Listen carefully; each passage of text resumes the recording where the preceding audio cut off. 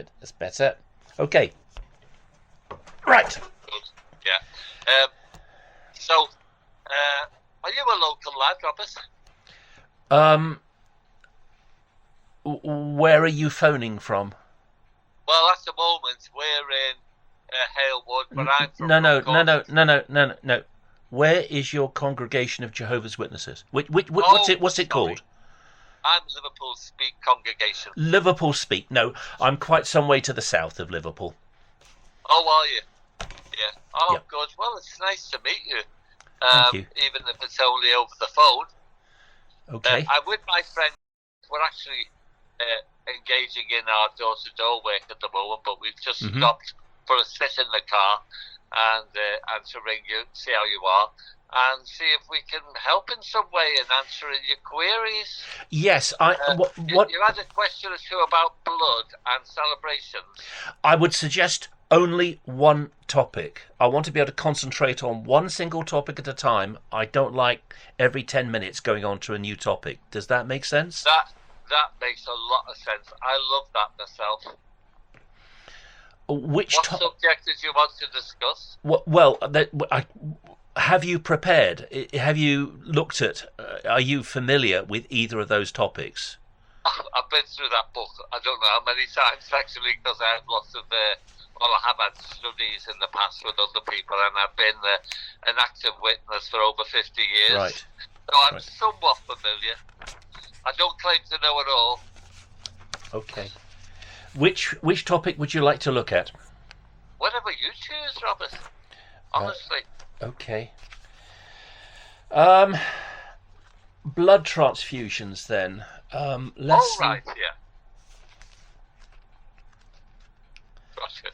So you are familiar with the topic of medical issues and blood?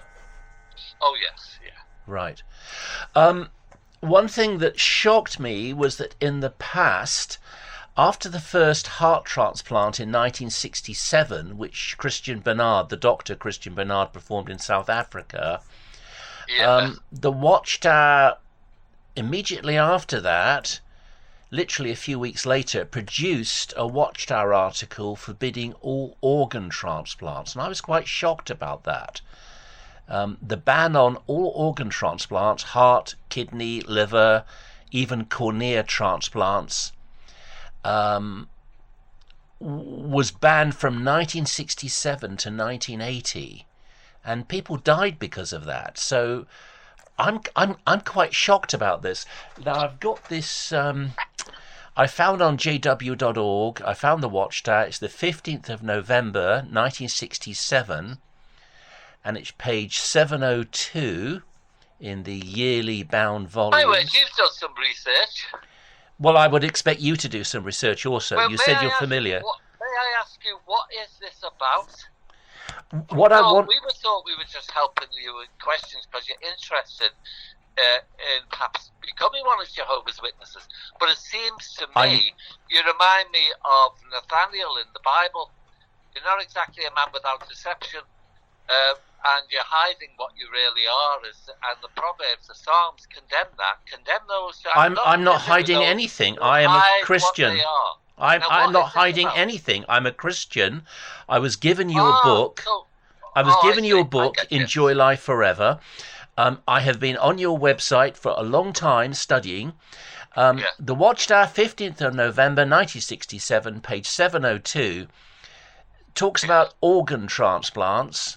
Yeah. When a diseased or defective organ is replaced, it says those who submit to such operations are thus living off the flesh of another human. We changed our mind on that. Could I just finish the quote from the Watchtower, please? Look, that's an old Watchtower, and we've progressed from there. So what is all this about, Robert? Look, we accept transfusions. We accept... You accept transfusions? We accept safe transfusions, perfluorochemicals, saline solution, we can go on and on. And we accept organs. Look, the Bible actually says in Proverbs 4:18 that the light for the righteous one is getting brighter and brighter. We have made mistakes. We acknowledge that. Why then should I trust you? Hang on, listen to me. Well, I was talking and you interrupted me. So-called Christians, as you're still stuck in the mud of the 4th century with your creeds, we are happy to change. We realise that we get it wrong at times, and we are happy as long as we see it from the Bible. We're happy to change. We acknowledge we got that wrong with organ transplants. But so what's all this about? Are you just want to pick? Is that what this is about? You just wanted to pick? I was given a copy of your book, Enjoy Life Forever, by somebody at one of the carts. Could I finish my sentence? Could I finish my sentence? Please have the good manners to let me finish my sentence. I am not a Jehovah's Witness. I'm a Christian. I've been reading your book and I've got questions about it. Let me finish the quote. That is cannibalistic. However, in allowing man to eat animal flesh, Jehovah God did not grant permission for humans to try to perpetuate their lives by cannibalistically taking their bodies human flesh, whether chewed or in the form of whole organs or body parts taken from others. People died because of this ban on organ transplants from 1967 to 1980. Many people died. Thousands of people died. You know what, Robert? That might be so, but thousands, millions of Christians, so-called Christians, have died because the churches, including evangelical churches, approve of war. So you're changing the topic. You're immediately doing what I asked you not to. You're changing onto a different topic. It's not. It's the same subject. It's the same topic. It's the topic of life. All right. Okay. And the sacredness of life. Okay. So-called Christians have been involved in blood-spilling wars since the 4th century and earlier. So why are you picking on Jehovah's Witnesses, who endeavour so closely to adhere to what the Bible has to say about life and blood? We've made mistakes. Compared with Christendom, those mistakes fade into obscurity. Okay. Fade into obscurity. It's so hypocritical of Christians, so-called Christians, to have a go at us. Whereas in Christian lands there are millions of abortions each year. Millions of abortions. They get involved in blood-spilling wars. They accept blood transfusions, although the Bible is crystal clear on that. So what are you on about? Right. You're talking about warfare now, so you've changed to lesson 13 of Enjoy Life Forever. No, we're talking about life. Yeah, we're talking about right. You've mentioned warfare. I'd like to respond to what you've said on warfare. So I'm going to forget about blood transfusions. We never got onto that topic. Let's go on to warfare, because you've made various statements. Now, if we talk, can we allow the other person politely to speak without interruption? Does that seem fair? It does seem fair. Okay. I'd like to read paragraph 2 of lesson 13, because I remember reading this and it deals with warfare. So this is page 55 of Enjoy Life Forever, lesson 13, paragraph 2. False religion does not treat people as Jehovah does. The Bible says that false religion's sins have massed together clear up to heaven. For centuries, religions have meddled in politics, supported wars, and caused or approved the death of countless numbers of people. Some religious leaders enjoy a lavish lifestyle and demand money from their followers to pay for it.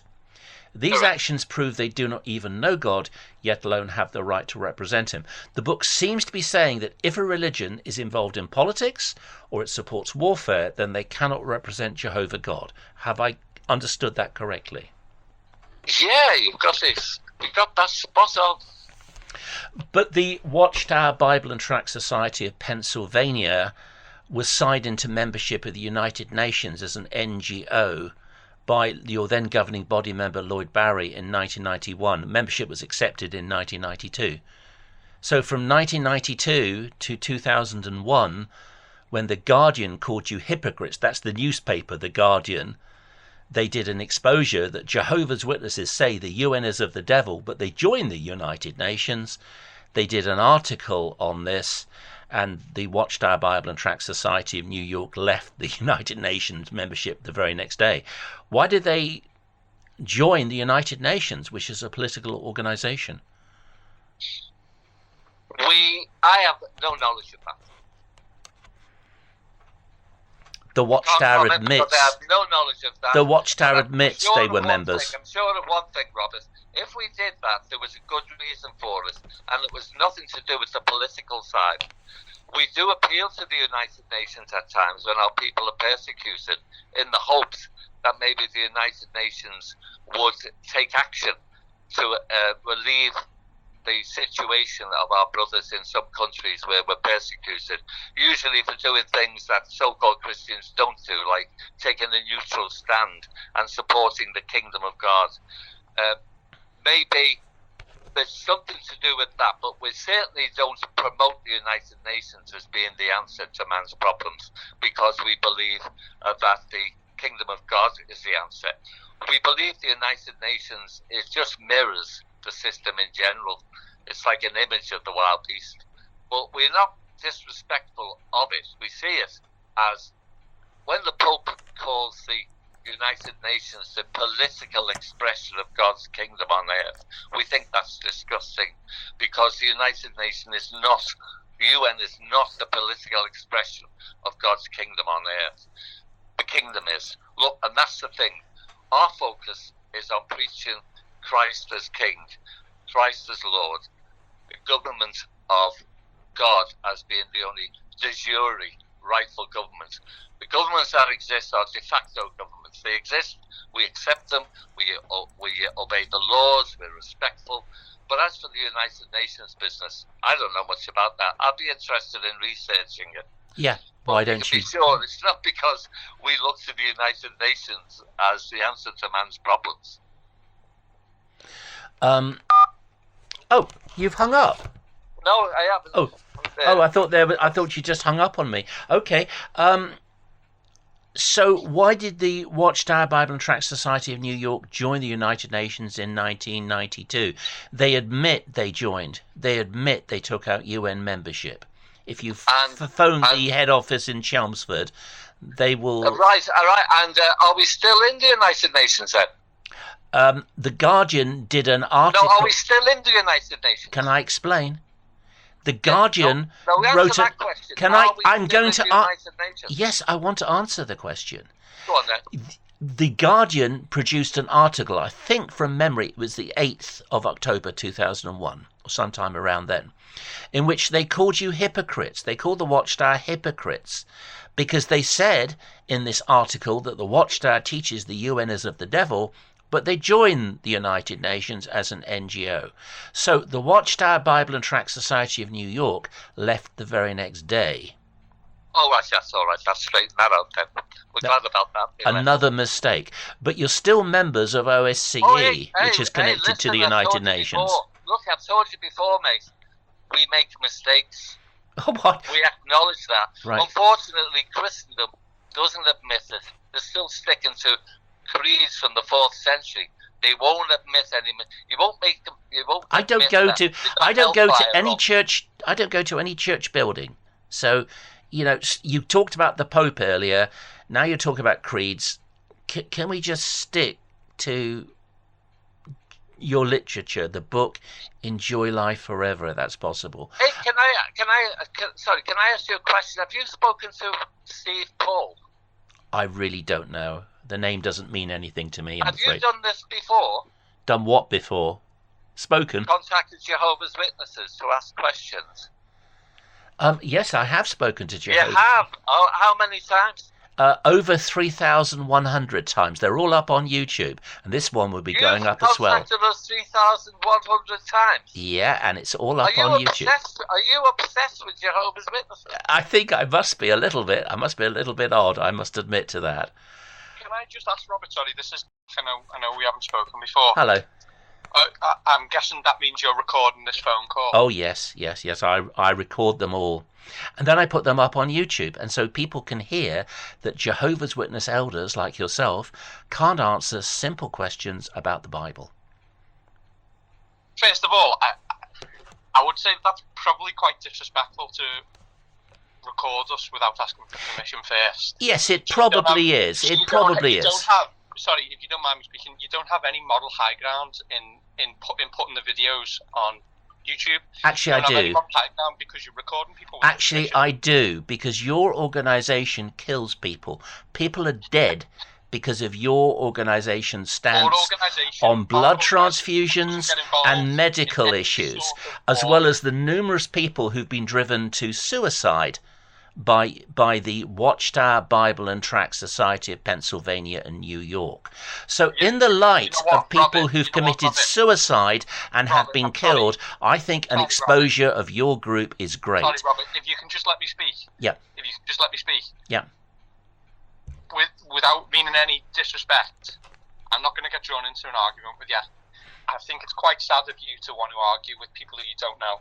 I'm really sad that whatever your position is, you are so angered by whatever your position is, whatever's happening to you.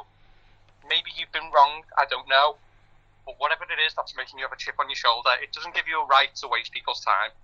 So I'm not wasting your time. You have wasted my time. No, you've got the opportunity of teaching the Bible to me. If you just let me speak, Robert, think of those 3,100 conversations you've had. Yeah. You could have been doing something productive with your time. We've been having this conversation for 17 minutes. Let's times that by about 3,000, because I bet you've had longer conversations than this. It's quite disrespectful. You could have done something productive with your own time and something productive with your own life in that time.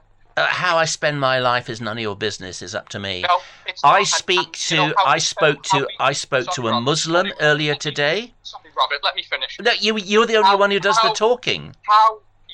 Because you don't stop talking. How we spend our time and how we spend our life has got nothing to do with you either. So why do you insist on wasting our time? In the Watchtower, November 2016, page 29, paragraph 9, it admits that the Watchtower was not neutral during the First World War. We know that. Right, yeah, right. We know that. So you weren't neutral during the First World War. Because we took that stand. It was in 1939 we took the neutrality stand. Look, mate, I think what you're doing is illegal, by the way, recording us. We might have to take this up with our lawyers. Oh, wow. What you're doing is immoral. You're hiding what you are. We came on sincerely hoping you'd have questions and we'd help you have questions. to answer those questions. You're not. You're simply out to undermine our confidence. You're out to attack our faith. If you want to do that, that's your business. But look, we've got calls this afternoon of people who are really interested in following God's way. Just remember this. One big point. Jesus said, "By this all will know you are my disciples, if you have love among yourselves." Yeah, every cult uses that verse. Since I was 19. And all I've ever experienced is love. I'm not getting much love from you, am I? You don't love me, do you? You've got no love towards me. I don't think we're going to be the best of friends, but I don't hate you. Well, I don't see any love. With regard to your comment regarding 1939, I just wish to add that in the First World War, Zion's Watchtower was promoting the purchase of the Liberty Bond, also known as the Liberty Loan, to give money to the American government to support the American war effort. That's in Zion's Watchtower, 15th of May, 1918, page 6,257 of the Green Reprints. So you weren't neutral in the First World War. We also celebrated Christmas and we also celebrated birthdays because we were just new to Bible understanding. It was only in the 1870s these sincere people sat down and said, look, let's see what the Bible really says. Let's discard what we picked up from Christendom, all these pagan teachings like Christmas and the Trinity and the immortality of the soul and hellfire. But Jehovah kindly didn't reveal the blinding truth all at once. It's been revealed gradually. So we did buy war bonds. We did all sorts of daft things. Thank you for being honest. And you know what, Robert? We're still changing. Honestly. Are you still doing daft things? Perfect. Yes. We know we're not perfect. Are you still doing Yes. Are you still doing daft things, to quote you? Yeah. Yeah. Yeah, we're still doing things that we know we have less so now. Back then, yes. Yeah. Because we were quite new. Less so now. Any changes now are very minor adjustments, usually in organisational structure, but not doctrinally. We're there doctrinally, I suppose 99%. But look, we do fully acknowledge, that sometimes we don't get it right, but we do love the truth, and we're prepared to do anything. The truth being the teachings of the Watchtower Bible and Tract Society, not the Bible, not what Jesus said. The truth being the current changing doctrines of the Watchtower Society. That's what you mean by truth. Sorry. Hello. It's quite evident, isn't it, that we're not going to see eye to eye. So it's probably in everyone's best interests. Even the people watching this YouTube video are bored stiff of the conversation. No, they love them. They absolutely love them. I've got no. Robert, sorry, I weren't finished with what I was saying. Okay, all right, I'll shut up. It's in everybody's best interest that we just end the phone call. But you made a comment. I know you. You made a comment. I would like to respond to a comment that you made. The other person said that Jehovah's Witnesses became neutral in 1939. That's not true, because in the yearbook, 1983 yearbook, on page 97 to 98, it admits that you violated neutrality during the Second World War also. Robert, what I'm saying is we're obviously not going to see eye to eye. You might get a kick out of this conversation. We're bored stiff. We'd rather go and speak to people who are interested. Bored stiff. So, I'm an interesting person. I'm not a boring person. I'm interesting. I'll be honest. You're not interesting, and you're not interested either. No. I am interested. I'm really interested. We don't want to waste our time on people who aren't interested. So I hope you have a good day. No, don't run away. And I hope cowards run away. You don't want to run away. You want to have a little bit of courage about you. It actually takes more courage to just stay peaceable and walk away from this conversation. Could you explain why the yearbook 1983, page 97 to 98, admits that you violated neutrality in the Second World War in Australia? Could you explain why you are insisting on keeping this conversation going when we don't want to have this conversation with you anymore? And I don't want to end the conversation. But I love talking to you. I hope you find. I find you a fascinating person. Honestly, I really do. I think you're two of the most fascinating people I've met all day today. You must have had quite a boring day then. I'll tell you what, Robert. We're just going to end it there, and I hope you find some happiness in your life. I really do. But talking to Jehovah's Witnesses is the happiness in my life. I'd just like to wish you well. You're such wonderful people. I love talking to Jehovah's Witnesses.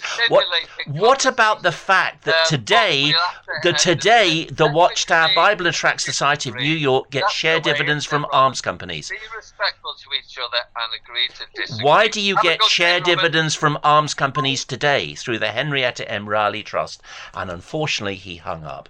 It would be nice to have gone on to the Henrietta M. Riley Trust. She's a woman who died in 1945. Here's a picture of her grave. And she bequeathed all her assets be turned into shares. And the trust is called the Henrietta M. Riley Trust. It's self-owning. It's autonomous because the dead cannot own anything. It's run by the Commercial Bank of Detroit, and they have shares in arms companies such as Northrop Grumman, which makes the B-2 bomber, and the B-21 Raider, which is going to be, I think they're going to start producing it next year, 2026, I think. And Northrop Grumman, which makes the HIMARS missile system, which has been used in Ukraine. Well, the share dividends, the Henrietta M. Riley Trust has investments in these two companies, as you can see from the sheet. And who is the sole beneficiary after bank charges and taxation of the Henrietta M. Riley Trust? It's the Watchtower Bible and Tract Society of New York, an organization that supposedly is neutral in warfare. They're getting share dividends from arms companies. But, well, these two gentlemen reminded me of...